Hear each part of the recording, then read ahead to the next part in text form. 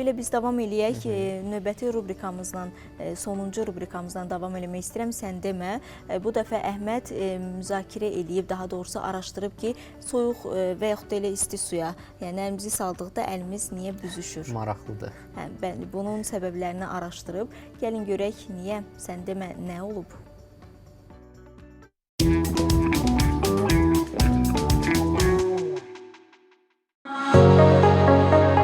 Yəqin ki, çox adama həmişə maraqlı gəlib ki, niyə suyun içərisində çox qaldıqda əlimiz bürüş-bürüş olur. Sanki quru kişmişi və yaxud yaşlı bir adamı xatırladan bu dəri teksturası bəzən də bizi qorxudur.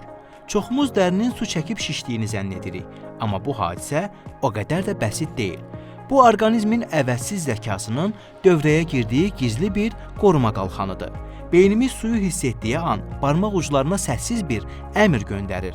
Dərinin altındakı damarlar sürətlə büzülür, kiçilir və üstdəki dəri gen qaldığı üçün qatlanır.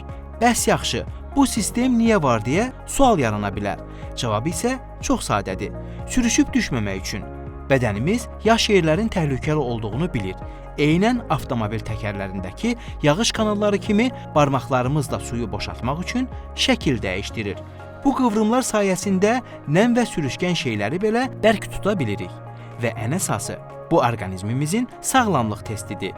Əgər barmaqlarımız suda uzun zaman qalmasına baxmayaraq büzüşmürsə, diqqət!